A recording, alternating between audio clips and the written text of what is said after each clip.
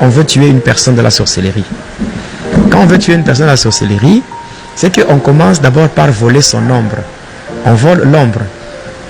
Vous voyez, quand une personne marche, il y a le reflet de son corps, c'est l'ombre.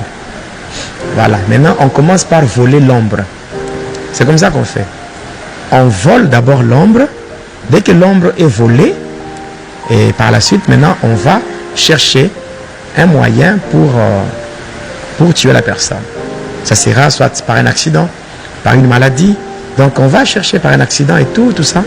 Et la personne va mourir. Dès que la personne meurt, on peut même appeler un médecin pour vérifier les signes vitaux. Et la personne ou le médecin va même confirmer. Non, normal, même un médecin normal, il peut même confirmer le décès. Parce que pour confirmer le décès, il faut vérifier les signes vitaux. Et c'est tout. Et puis on confirme, donc ça confirme. Et quand on confirme, on dit que la personne est décédée. Mais en réalité, cette personne n'est pas encore morte. Cette personne est encore en vie. Oui. La personne est encore en vie. Maintenant, la nuit. La nuit maintenant, quand on va aller enterrer la personne. Maintenant, la nuit, tous les sorciers qui étaient dans le complot, ceux qui ont orchestré la mort de la victime, vont se réunir au cimetière. Et ils vont entourer la tombe. Et le sorcier qui a fait le sacrifice, on va lui donner un fouet. Et on appelle ça le fouet d'appel. Il va avancer. Et quand il sera devant la tombe, il va frapper 3 fois. Dès qu'il frappe 3 fois, la personne que vous avez enterrée va sortir. Quand la personne sort, on prend l'ombre qui était volée et on lui retourne ça. Et là, la personne est consciente. Et la personne va même reconnaître les gens qui l'entourent. Et à ce niveau-là, la personne ne peut plus rien faire. À ce moment-là, il n'y a pas de secours. Même si la personne crie, il n'y aura rien. Même si la personne appelle Jésus, même Jésus ne viendra pas. Même si Jésus-Christ est un secours qui ne manque jamais dans la détresse, là, il ne viendra pas. Parce que Jésus n'est pas un Dieu des morts. C'est un Dieu des vivants. C'est pendant qu'on est en vie qu'on peut faire recours à lui. Donc, dès qu'on meurt, c'est fini. Et là, qu'est-ce qu'on va faire? On va chercher maintenant un œuf non préparé. Et on va l'écraser sur la tête de la personne afin de rendre sa conscience stérile. Après avoir fait cela, on va utiliser un objet qui ressemble à un malaxeur. Donc, il y a une boule d'un côté. On va frapper au niveau de la nuque. Quand on frappe, c'est cette fois-là maintenant que la personne va mourir. Maintenant, avant cela, si la personne qui l'avait sacrifié avait besoin de l'utiliser, soit au champ, à la pêche, là on va le laisser. Et quand on laisse, et on va l'utiliser à un travail précis. Et pendant le temps qu'on l'utilise et qu'on ne l'a pas encore tué, il y a des fois, on peut même voir cette personne ici dans le monde. On peut voir. On vous dira que non, quelqu'un a vu tel. Et la personne qui a vu d'aller aussi voir d'autres. J'ai vu tel. Non, celui-là, la personne dont tu parles, cette personne est morte il y a longtemps, on l'a déjà enterrée. Cela veut dire que cette personne, on l'a déjà enterrée, mais on ne l'a pas encore tuée dans la sorcellerie. Et c'est lorsque la personne va se fatiguer par rapport au travail qui lui a été donné. Quand la personne se fatigue, c'est là qu'on va encore ramener pour frapper et tuer et manger. Comment? Dans le cercueil, il n'y en a pas? Il n'y en a pas? On a déjà pris. Non, il n'y en a pas, on a déjà pris. Non, c'est dans une dimension maintenant ésotérique. Ésotérique, c'est-à-dire que c'est comme dans ce monde ici. Vous pouvez être avec un sorcier. Vous êtes là, vous êtes en train de parler avec un sorcier. Il peut utiliser son deuxième corps. Il a un corps normal et le corps astral. Et par rapport à ça, il peut être avec vous, en train de vous ensorceler, vous êtes là. Voilà. C'est pour cela, un enfant de Dieu doit avoir le Saint-Esprit. Il y a des choses que peut-être je ne peux pas voir, mais le Saint-Esprit voit ça. Et il te révèle. Et tu peux même dire à la personne, arrête ce que tu fais. Arrête ce que tu viens de faire. C'est le Saint-Esprit qui vous a révélé. Je pense que j'aurai à répondre, quand viendra le moment des questions, j'aurai à répondre à tout ça. Maintenant, quand la personne sort, la personne sort de la tombe, après on frappe au niveau de la nuque, la personne tombe, la personne meurt. Maintenant, à partir de là, on va proposer 5 noms. 5 noms de bêtes. Chèvre, mouton, porc, vache, tout ça.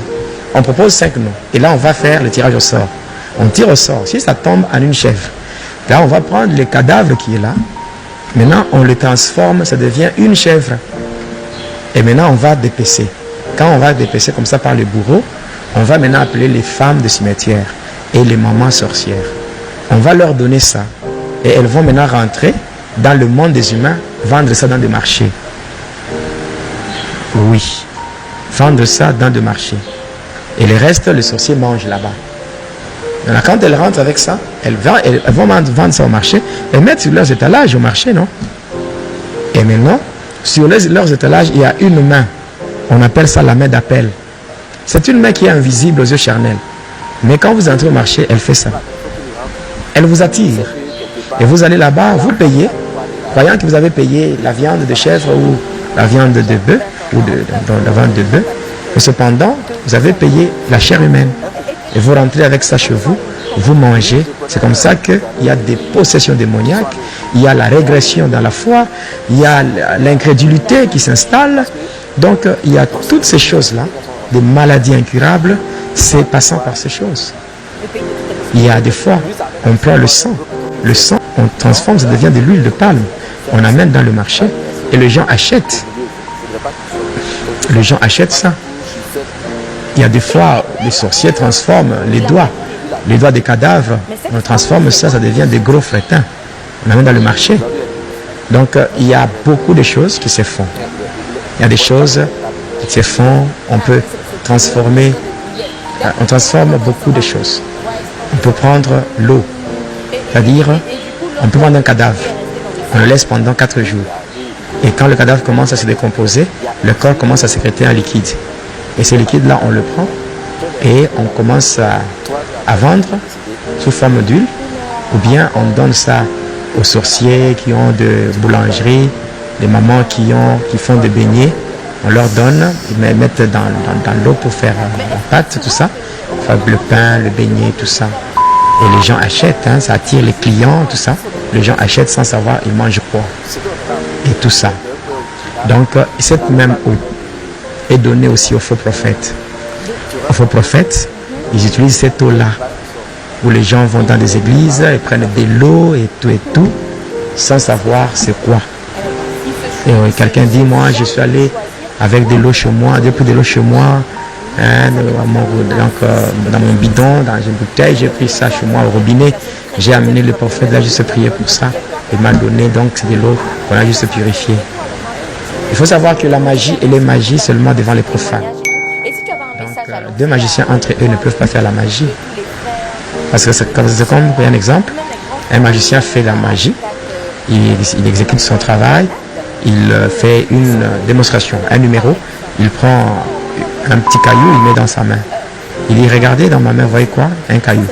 Il ferme la main.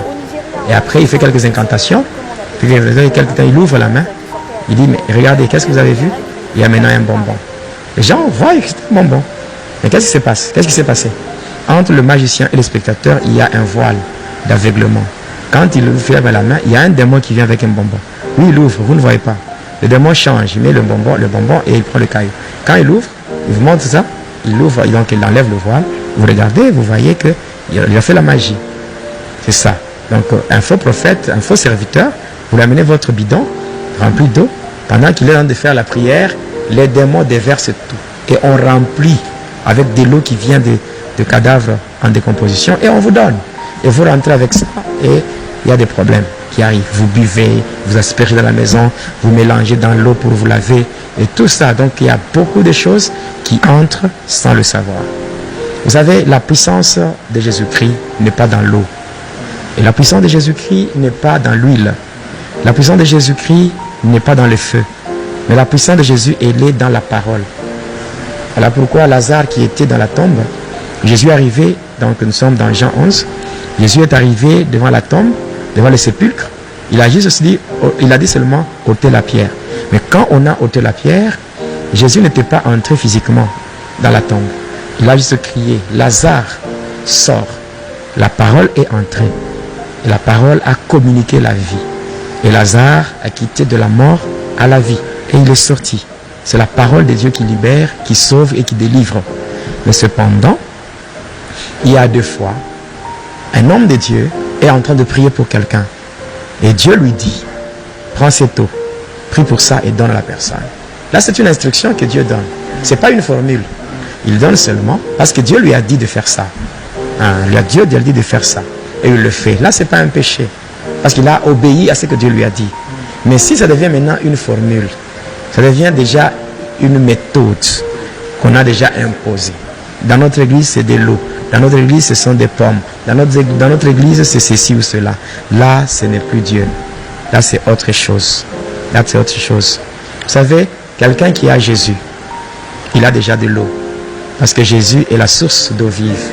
Quelqu'un qui a Jésus, il a déjà de l'huile. Parce que Jésus, quand nous disons Jésus-Christ, donc Jésus-Christ, c'est-à-dire c'est lui qui est oint. Alors pourquoi il est dit, lui-même a dit, l'Esprit du Seigneur est sur moi, car l'Éternel m'a oint.